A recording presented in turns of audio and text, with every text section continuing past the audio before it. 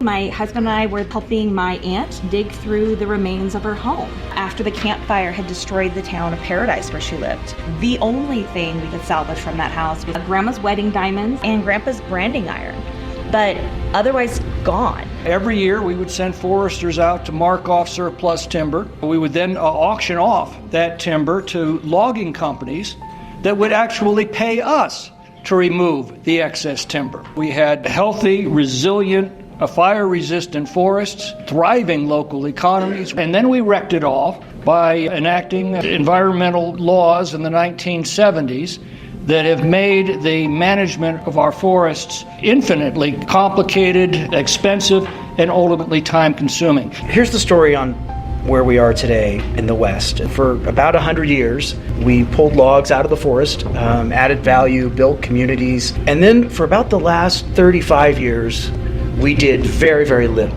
But all that came to a complete halt. Unfortunately, that 35 years of doing nothing has gotten us to a point where we are today, where we have to find something in the middle between those two extremes, and we're going to do this so that the federal government, which owns over half the land in those counties, can be a good neighbor. How do we do something about that problem that we've been on both extremes of now and make some recommendations in law? It's not just a wildland fire challenge, but we are facing more of a crisis as wildfire moves into communities. This is why local-led conservation is so important, to have a local partner, to have people who are on our boards and on our staff who live in these communities, and be that role where we can bring that conservation objective to the landscape while building those partnerships and that relationships and that trust. We have a lot of trees to plant.